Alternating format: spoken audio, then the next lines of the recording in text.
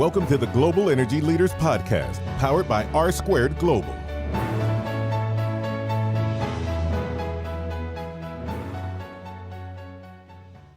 Welcome to another edition of the Global Energy Leaders Podcast. As always, I'm your host, Ryan Ray, where we bring on the biggest names in energy, and today is no exception.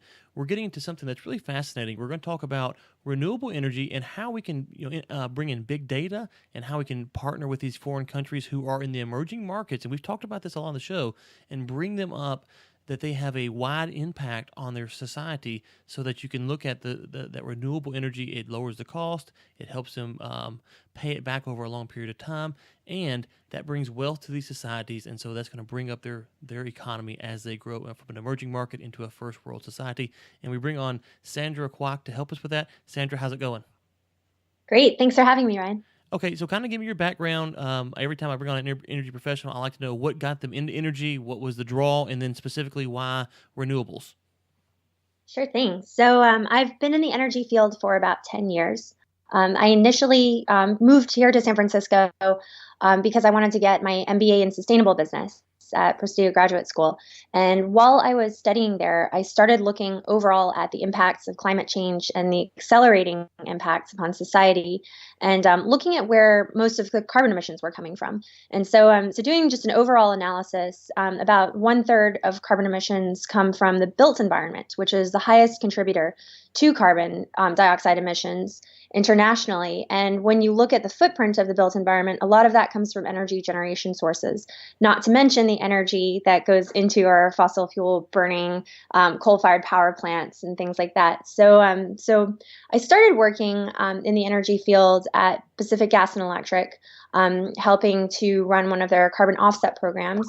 And then from there, founded an energy efficiency company that was focused on hardware, software solutions for buildings to reduce their energy usage. And most recently, before I founded 10 Power, I was working at AutoGrid, which is a company that's using smart meters to balance supply and demand on the grid in real time. So we were building apps for utilities to manage increasing frequencies and the unreliability of renewable energies that are generating at different times. And then we were also running demand response events. So looking at demand side resources as a reliable source of electricity reduction, which could be considered a source of electricity, and helping to run demand response events for residential customers using big data. Okay, well, you brought up the magic word there. I want to get into big data. Kind of break down just 30,000 feet view. What does big data mean when we say that term? And then I want to get into it a little bit more from there. Sure thing. So big data is a really exciting field of computer science and statistics analysis, where we now have the computational algorithms to be able to process full sets of data. So historically, we would take a small sample of data and try and extrapolate conclusions based on a small sample size. But now we actually have the computing and processing power to intake complete sets of information in real time. So looking at smart meters as an example, with smart meters, we went from 1 meter read per month to meter reads everywhere from every 15 minutes down to every 2 minutes. So we went from 12 readings per month to hundreds of thousands of readings per month per meter. And what we can do with that information is we can actually start to predict when those peak times are going to be on the grid. And we can also send out rebates to customers. So if you can predict in advance when there's going to be an electricity spike, you can actually send out price signals to customers. So at AutoGrid, we were running one of the largest demand response residential programs in the United States at Oklahoma Gas and Electric. And people were saving $500 per summer just by participating in load reduction programs. And big data is a really exciting field for energy, for health sciences, for fintech, financial technologies. And we're going to create massive inclusion for people across the world, as well as increasing our understanding of inputs and outputs and systems as a whole. Okay, so you covered a lot of ground there, and it's very exciting stuff, and I agree. I'm looking forward to see some of these applications. I was at a young professionals event the other day, and they were showing us some of their big data applications, and it's just mind-boggling. Where would you say we're at with big data, though? It's a term that's kind of caught on here in the last year or two. But as far as you know how this stuff goes. You got the early adopters, and you got folks like me who are a little bit slower to catch on, but we eventually catch on. Where would you say that big data is at? Is it still in the early stages, or is it really matured to something that is going to be more accessible to the masses now? Well, there's a joke in Silicon Valley about, and it goes, "What is a data scientist?" And it's basically a statistician. who lives in Silicon Valley. So data science is nothing new, and we've had statisticians for a long time. We now are increasing our computational capacities, with supercomputers. But I think that we're in the beginning of the upswing. So we're seeing a lot of attention in terms of the investment community, in terms of startups that are working with big data. And I think that we still have yet to unleash the full capacity of what big data can provide as it relates to energy, as it relates to health, as it relates to markets. So I think that there's still so much to be uncovered in terms of the potential of big data. But I think that it's definitely nothing new in terms of our understanding. So it's pretty exciting where we are right now. Yeah, and I'm nowhere near up to snuff on big data as you are, but one of the things that does excite me is that the more people who begin to think about the possibilities that we could use big data for, I think that's when we're really going to see the full benefit of big data, because it's great now where it's at, but the more people get involved and they go, hey, have you ever considered using it for this, or what about the correlation between this and this? So I think that we can see a lot of progress in big data as more people become aware of it, and they think outside the box. Hey, how can we use this? So I'm interested to see where it goes. I love some of the stuff that I've seen from it. I was at a deal the other day, like I was mentioning, and they said that they can predict like I think it was a motor that can go out within 50 days of the time that's going to go out. Now, the life cycle of the motor is years and years and years, and they can reduce that it's going to go out within 50 days. And I was just blown away by that kind of accuracy. And so it's definitely exciting stuff. So I'm a little jealous. I'm not smart enough to work on it, but I am jealous of those who do get to work on stuff like that. So kudos to you guys that are on the cutting edge, and us Texans that maybe are a little bit slower. So. Yeah, I'm from Texas too. Okay, well now you're making me look really bad. So let's move along then. Okay, so let's talk about renewable energy, and let's get into Haiti here. First off, Haiti has been on the news from time to time in the U.S. Kind of step back and give us the landscape of what's going on in Haiti.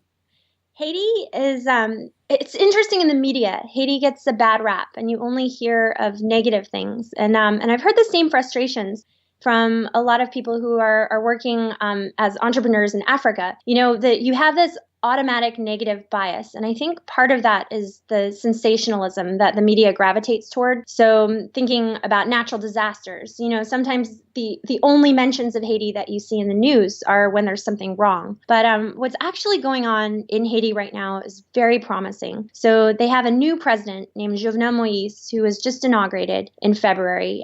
He himself kind of lifted himself up by the bootstraps. He has an agricultural business growing bananas, and he also is running a water business in Haiti. And so he's pro-business.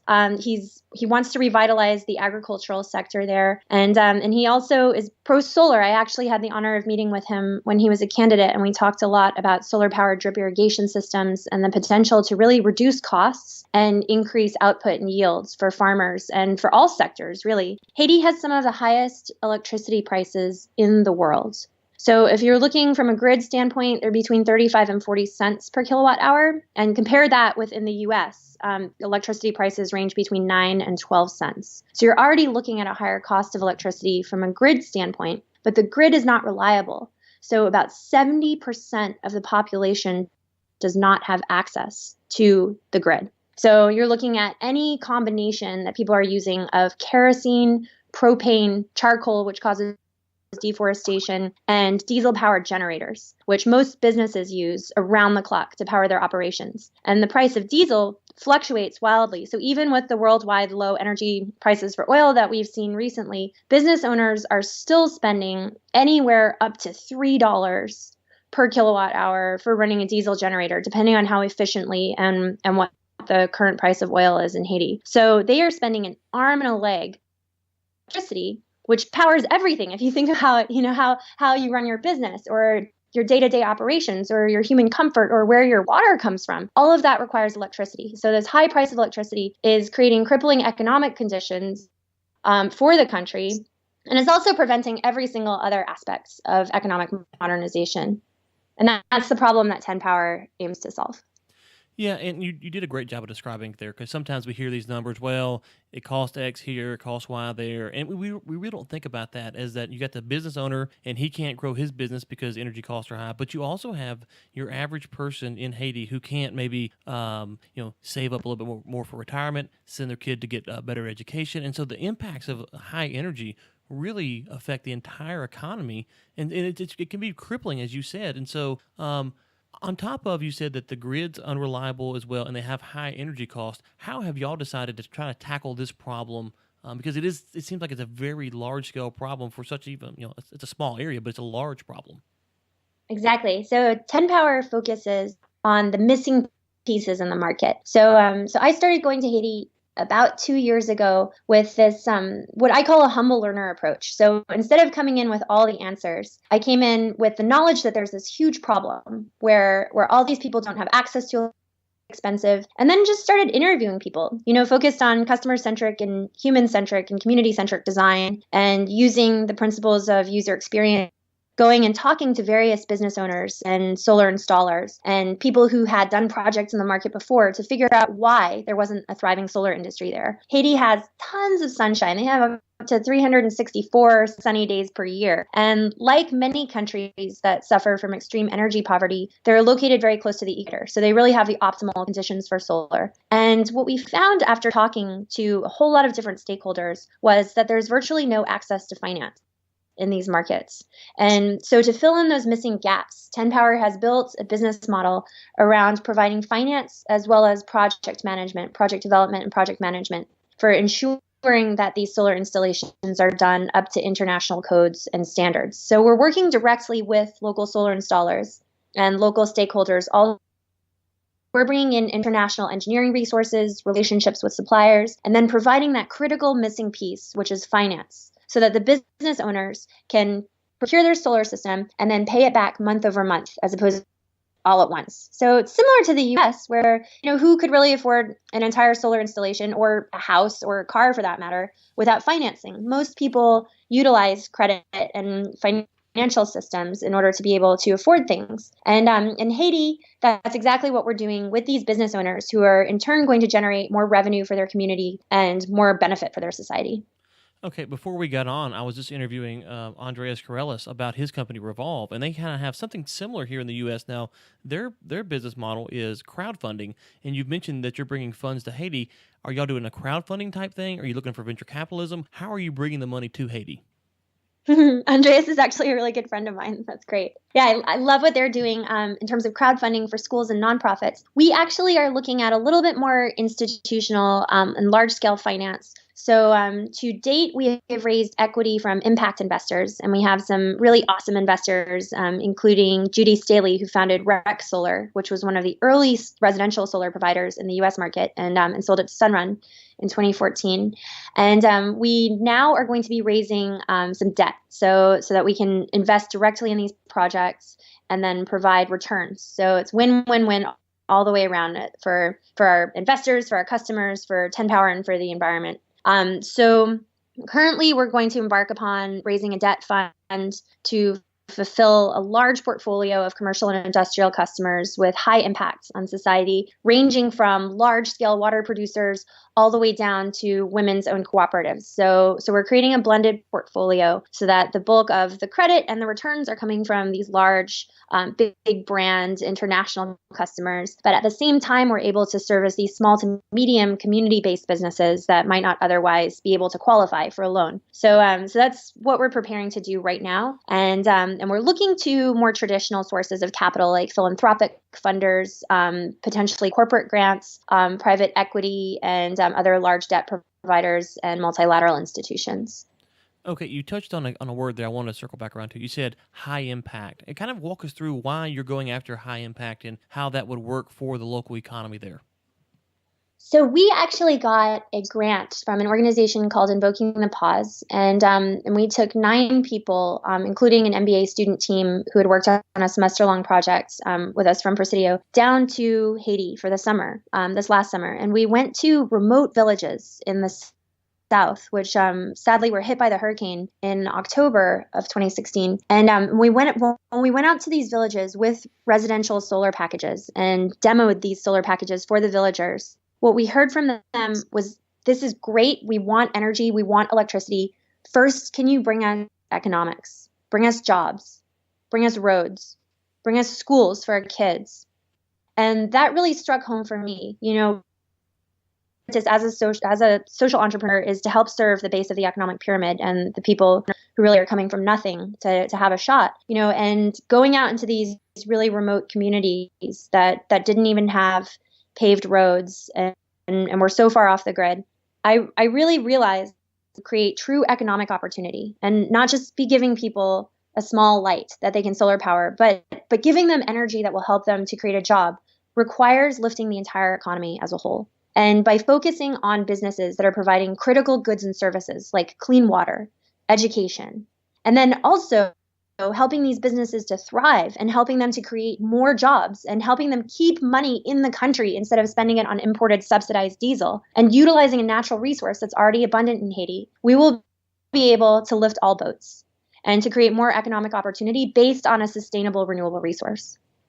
No, and one of the things I want to commend you for is, I've been to I haven't been to Haiti, but I've been to a lot of poor regions of the world, and when you get there, you just want to help, and you think, okay, this is the best way to help. But you really want to tip my hat to you going and listening and saying, okay, this is what we think we need to do, and then the people coming back and say, no, we really want this, and then adopting your plan. I know that's kind of probably you go down there with all these visions, and then you come back and you have to kind of step back and go, okay, well, what we thought was best may not be best. So I just want to tip my hat to you again and say, hey, thank you for listening, because when you go to these poor areas, it's almost overwhelming and depressing. I feel like when I've come back from Honduras or South Africa or wherever I've been, you sit back and you go, how on earth could we ever solve this problem? So I love the approach of going with these high impact things that can, use the term trickle down. They can kind of trickle down to the rest of the economy. And so it's very encouraging to hear. Now, Haiti's one spot, and I think you may have aspirations to go other places. Is that true? Can you kind of tell us about that?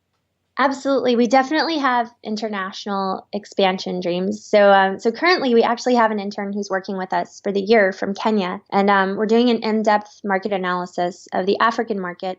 We've been invited to Ghana by partners, and we're also looking very closely at the Benin market. It's hard, as an entrepreneur, there's always more demands and more opportunities than you have time to fulfill.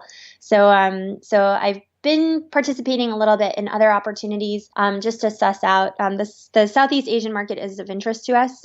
We're planning on entering the African market first and looking very closely at West Africa. But I recently actually participated just in a build-a-thon or create-a-thon over the weekend that was sponsored by the World Bank, the U.S. Department of State, and Buzell and Hamilton, and that was for clean energy in Myanmar. And so they're actually running a prize now for teams to utilize big data to try and come up with renewable energy solutions for Myanmar. And I'm happy to share that link, so we can put it in the description of the podcast. I know that Bhutan is also really interested in renewable energy right now. And about a year ago, I'd spoken with some investors in the Philippines. So this is a market that's just going to keep on growing and growing. People really see the opportunity. We're being approached by a lot of different countries right now. So the biggest challenge for us right now is just keeping a laser focus, and really delivering on our product and making sure that we have really solid local partnerships and getting our process down so that we can scale it elsewhere. Yeah, it sounds like you're having to force yourself to say no because you're having so many opportunities. And I know that's got to be tough. That's always the biggest challenge. I call it opportunity overload. Yeah, no, I can imagine. And with a product like you guys have and what you're trying to do, there's a lot of wisdom in how you're proceeding. And so I know Africa has a huge need. I've been a part of the Power Africa conference before and just kind of seeing some of the numbers of the people in Africa that are really struggling. It's just heartbreaking. So, well, look, I want to bring up one last thing before I let you go. I know you get to speak at TEDx there in San Francisco, if I remember correctly, and kind of walk us through that process. That's I always love hearing about how those opportunities come about, and what was the response to your talk? Sure thing. So my TEDx talk is called Fourth World Nation Building, if anybody wants to check it out. And I was actually invited by a dear friend of mine, Shauna Rappaport, who connected me with the TEDx community. And it was a really great experience, speaking alongside all these other experts and top in their field. And the TED Talk was really exciting to put together because it draws on a lot of principles that I founded 10 Power on. And the basic concept behind this TED Talk was that we're essentially doing development backwards. Because if you think about it from a human development perspective, there's not a day when you stop developing and you say, okay, now I'm a developed human. Everybody else should be like me. It's actually something that throughout your lifetime, you're constantly striving to develop new skills and gain new knowledge and figure out new ways to interact with people in the world. And so I propose that we should actually flip development. So instead of all nations trying to be first world, which if every single human on the planet had an American's footprint, it would actually require 5 planet Earths. So it's completely untenable in the long term, just with the present population. And instead of everyone striving to be first world, we should actually be striving, just like tech, which is 4.0, 5.0, 6.0, to achieve fourth world status. And then fifth world status, which means leveraging all these great technologies that we already have at our disposal. So looking at how cell phones completely leapfrogged over the need for telephone lines. We can do the same thing with renewable energy, where we have no need for power lines anymore, and use artificial intelligence and big data and virtual reality and the internet to help spread all this knowledge to people and bypass this whole idea that countries have to go through a period of industrialization and sweatshops and polluting in order to reach the future. So there's a new idea that I'm teasing out right now called quantum development, which is utilizing all of these best of breed practices and taking a little bit from here and a little bit from there and creating this innovation fusion to suddenly wind up in a place of exponential growth where within one lifetime, within a couple of decades, we can take these what today are third world countries and least developed nations and create a completely new future that might lead the way and create new examples for what we're calling developed countries today to achieve in the future. So that's the idea behind fourth world nation building and quantum development. Well, that sounds exciting. And when you get that idea teased all the way out, we'd love to have you back on to discuss it some more. It sounds like a fascinating discussion, and some of the stuff in there that you brought up, I find of interest because I think there's definitely a lot of discussion that needs to go on and how do we move forward as energy professionals. Well, look, thank you so much for coming on. We're going to link to all the stuff that you mentioned in the show notes so people can find you. They can find your company, your TED Talk. Anything else that you'd like to plug or promote that we didn't get to today?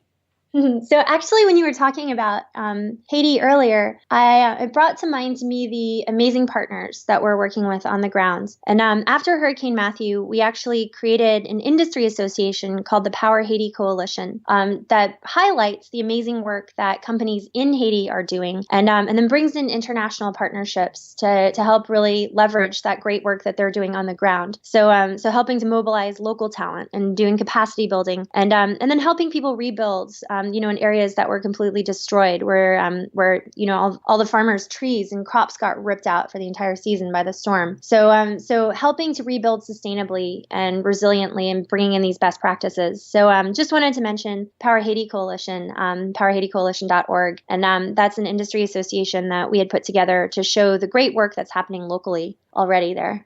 Okay, great. And we will link to that in the show notes as well, guys. Thank you for bringing that up. And you can find out more about what all they have going on by checking out the show notes and the Power Haiti Coalition. Well, thank you so much for coming on. It's been a pleasure, and I've loved the work that you guys are doing, and just best wishes in the future. Thank you, Ryan. Really appreciate it.